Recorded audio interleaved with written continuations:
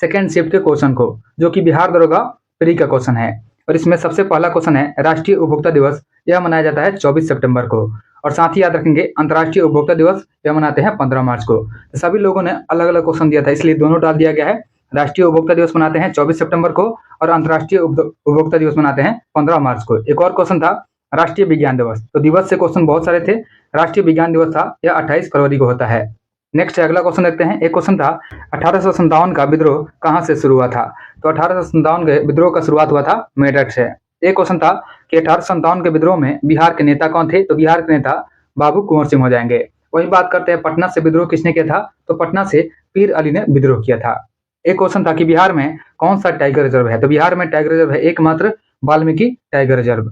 एक क्वेश्चन था सीमांत गांधी किसको कहते हैं? सीमांत गांधी बोलते हैं खान अब्दुल गफ्फार खान को। नेक्स्ट है अगला क्वेश्चन देखते हैं। अगला क्वेश्चन था हमारा स्थानांतरण के लिए कौन जिम्मेदार होता है? जो कि बायोलॉजी का क्वेश्चन था, इसलिए इसका आंसर हो जाएगा जाइलम और फ्लोएम। क्योंकि जाइलम जो है यह जल और खनिज को एक जगह से दूसरी जगह तक ट्रांसफर करता है और फ्लोएम जो है यह फूड को ट्रांसफर करता है। चंपारण सत्याग्रह से क्वेश्चन था, यहाँ पे मिलान करने के लिए दिया गया था, इसमें से मिलान करना था, जिसका चंपारण सत्याग्रह का 1917 हो जाएगा, खेड़ा का 1918 हो जाएगा और खिलाफत आंदोलन का 1919 हो जाएगा। एक फुल फॉर्म का क्वेश्चन था एसीजेड का फुल फॉर्म क्या होता है? तो एसीजेड का फुल फॉर्म होता है स्पेशल इकोनॉमिक जोन हो जाएगा। एक क्वेश्चन था मध्य प्रदेश का माधव नेशनल पार्क कितने नंबर पर चुना गया था? तो मध्य प्रदेश का माधव नेशनल पार्क चुना गया था 58 नंबर पर, यानी भारत का 58वां नेशनल पार्क हो जाएगा माधव नेशनल पार्क।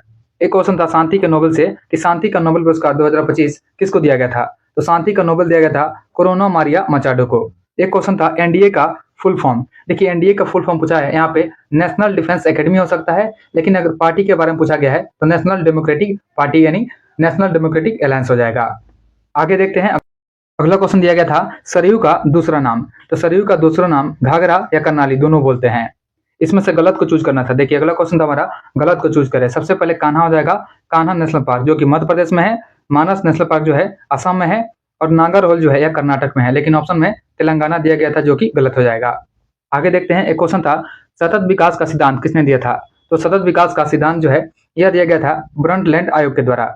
इसने 1987 में अपनी रिपोर्ट जारी किया था, हमारा साझा भविष्य के माध्यम से औपचारिक रूप से परिभाषित भी किया था। एक क्वेश्चन पूछा गया था सेबी के अध्यक्ष कौन थे? तो सेबी के अध्यक्ष तुहिनकांत पांडे हो जाएंगे, जिन्होंने 1 मार्च 2025 को अपना पद ग्रहण किया था। नेक्स्ट है अगला क्वेश्चन देखते हैं। अगला क्वेश्चन पूछा गया था मोदी नगर किस राज्य में है? तो मोदी नगर उत्तर प्रदेश के गाजियाबाद जिले में स्थित है। उसके बाद एक क्वेश्चन पूछा गया था फाग कहाँ का लोक नृत्य है? तो फाग जो है हरियाणा का लोक नृत्य है। नेक्स्ट है अगला क्वेश्चन देखते हैं। अगला क्वेश्चन पूछा गया था दादा साहब फाल्के पुरस्कार से। दादा साहब फाल्के पुरस्कार 2021 का पूछा गया था। यहाँ पे पीछे से पूछा गया था कि दादा साहब फाल्के पुरस्कार 2021 किसको दिया गया है? यह दिया गया है वहीदा रहमान को। देखिए 2023 का जो आप लोग देखेंगे 2023 का होता है मोहनलाल को, यानी 2023 का मोहनलाल को दिया गया है, लेकिन यहाँ पे 2021 का पूछा था, 2021 का दिया गया था वहीदा रहमान को। उसके बाद अगला क्वेश्चन था हमारा प्रथम एशियाई बौद्ध सम्मेलन। तो प्रथम एशियाई बौद्ध सम्मेलन 2024 किस महीने में हुआ था? यहाँ पे मंथ पूछा गया था, तो यह हुआ था नवंबर महीने में। विशेष रूप से 5 और 6 नवंबर 2024 को नई दिल्ली में इसका आयोजन किया गया था। एक क्वेश्चन था राष्ट्रमंडल खेल महासंघ के अध्यक्ष कौन है? तो राष्ट्रमंडल खेल महासंघ के अध्यक्ष होंगे डॉक्टर डोनाल्ड रुकारे। नेक्स्ट है अगला क्वेश्चन था हमारा पैन न्यू 2.0 कब जारी किया गया? तो पैन न्यू 2.0 को जारी किया गया था 25 नवंबर 2024 में। फिर से क्वेश्चन था इनफ्लिबनेट। देखिए इनफ्लिबनेट किससे संबंधित है? तो इनफ्लिबनेट जो है इसका संबंध हो जाएगा भारत के शैक्षणिक पुस्तकालय और सूचना केंद्रों को जोड़ने वाला एक राष्ट्रीय नेटवर्क है जो विश्वविद्यालय अनुदान आयोग यानी यूजीसी के तहत काम करता है। अगला क्वेश्चन था हमारा राष्ट्रमंडल खेल से कि राष्ट्रमंडल खेल जो है 2026 इसका मेजबान देश कौन है? देखिए राष्ट्रमंडल खेल जो है 2026 इसका मेजबान की बात करते हैं तो स्कॉटलैंड के ग्लासगो शहर में इसका आयोजन किया जाएगा, क्योंकि ऑस्ट्रेलिया के विक्टोरिया शहर राज्य के हटने के बाद जो है ग्लासगो को नया मेजबान चुना गया है। नेक्स्ट है अगला क्वेश्चन दिया गया था फीडे महिला चेस वर्ल्ड चैंपियनशिप 2025 से इसका मेजबानी किसने किया है?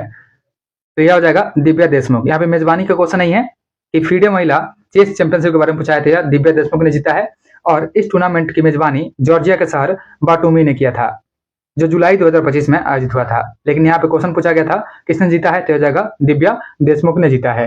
एक क्वेश्चन था कि 2025 का स्टॉकहोम जल पुरस्कार जल विज्ञानी किस देश के हैं? तो तो बिहार 2025 का स्टॉकहोम जल पुरस्कार के विजेता जल वैज्ञानिक हो जाएंगे, ये हो जाएंगे ऑस्ट्रिया के जल वैज्ञानिक हैं, जिनका नाम है प्रोफेसर गुंटर ब्लोसल, इनको दिया गया है।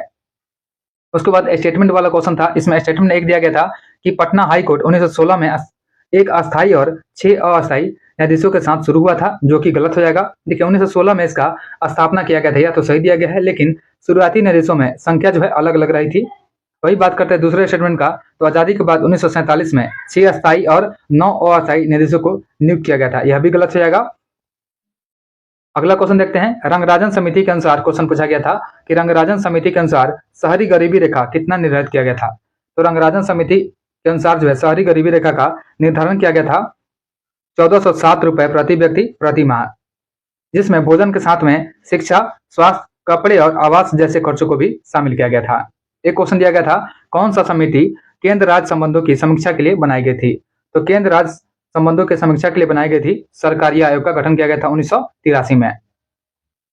अगला क्वेश्चन था हमारा कि यदि कोई व्यक्ति संसद का सदस्य नहीं है और वह प्रधानमंत्री चुन लिया जाता है तो क्या होगा। तो यदि कोई व्यक्ति संसद का सदस्य नहीं है और प्रधानमंत्री चुन लिया जाता है तो वह अधिकतम 6 महीने तक प्रधानमंत्री रह सकता है, लेकिन उसे इस अवधि के भीतर लोकसभा या राज्यसभा की सदस्यता लेनी होगी, अन्यथा उसे अपने पद से इस्तीफा देना होगा।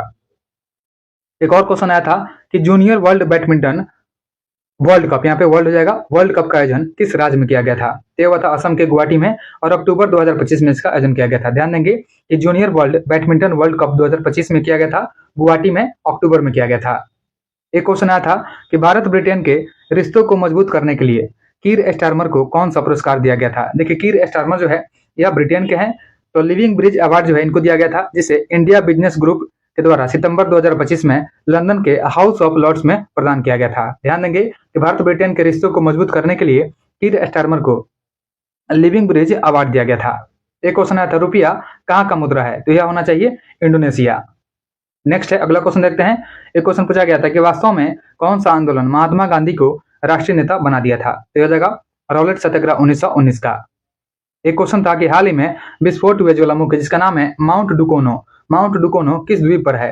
यह हो जाएगा इंडोनेशिया के हलमाहेरा द्वीप पर है। ध्यान देंगे कि माउंट डुकोनो यह इंडोनेशिया के हलमाहेरा द्वीप पर स्थित है और यह 1933 में लगातार सक्रिय है, जिसे हाल ही में 2025 में 2000 मीटर तक राख के गुब्बारे छोड़े और एविएशन अलर्ट जारी किया गया था। वही बात करते हैं अगला क्वेश्चन का। अगला क्वेश्चन दिया गया था पीएम उषा योजना का उद्देश्य क्या है। तो पीएम उषा योजना का उद्देश्य पूछा गया है, तो इसका उद्देश्य हो जाएगा राष्ट्रीय शिक्षा नीति 2020 यानी एनईपी 2020 के अनुरूप राज्य के उच्च शिक्षण संस्थानों की समग्र गुणवत्ता, पहुंच, समानता और उत्कृष्टता में सुधार करना। एक क्वेश्चन था डब्ल्यूएचओ से कि डब्ल्यूएचओ ने दक्षिण पूर्व एशिया का खसरा रूबेला उन्मूलन का लक्ष्य कब तक रखा है। देखिए डब्ल्यूएचओ ने दक्षिण पूर्व एशिया क्षेत्र के लिए खसरा और रूबेला उन्मूलन का लक्ष्य जो है 2023 रखा था, लेकिन कोविड-19 के महामारी के कारण जो है इसमें देरी हुई और नया लक्ष्य जो है इसको 2026 तक रखा गया है। नेक्स्ट है, आगे देखते हैं। अगला क्वेश्चन आया था हमारा, अग्रेषित करना का इंग्लिश क्या होता है। तो अग्रेषित करना का मतलब होता है फॉरवर्ड करना।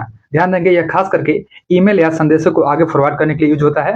एक क्वेश्चन मैथ्स का था, मैथ्स के पार्टनरशिप चैप्टर से दिया गया था। एक क्वेश्चन था जन सूचना का इंग्लिश में मतलब क्या होता है। तो जन सूचना का इंग्लिश में मतलब होता है पब्लिक इंफॉर्मेशन या पीपल्स इंफॉर्मेशन, दोनों हो सकता है। एक क्वेश्चन मैथ का दिया गया था परसेंटेज का, और एक क्वेश्चन था सर्कल और कोन का मिक्स क्वेश्चन टाइप था। एक क्वेश्चन था रीट से, जहाँ पे रीट का मिलान करना था कि किस रीट का मतलब क्या होता है। देखिए सब 5 रीट होते हैं। हाई कोर्ट के तहत जो है यह होता है आर्टिकल 226 में और सुप्रीम कोर्ट में होता है आर्टिकल 32 में। देखिए पहला रीट होता है हमारा कि बंदी प्रत्यक्षीकरण, किसी गैर कानूनी हिरासत में लिए गए व्यक्ति को अदालत में पेश करने के लिए होता है बंदी प्रत्यक्षीकरण। परमादेश जो होता है किसी सार्वजनिक अधिकारी या प्राधिकारी को उसके कर्तव्य का पालन करने का आदेश देता है। उत्प्रेषण जो होता है किसी निचली अदालत या ट्रिब्यूनल के फैसले को रद्द करने का आदेश देता है। एक होता है प्रतिषेध। प्रतिषेध जो है किसी निचली अदालत या प्राधिकरण को अपने अधिकार क्षेत्र से बाहर जाने से रोकने का आदेश देता है। और एक होता है अधिकार परीक्षा, यानी क्यो वारंटो, यह पूछने के लिए कि कोई व्यक्ति किस अधिकार से कोई सार्वजनिक पद धारण कर रहा है।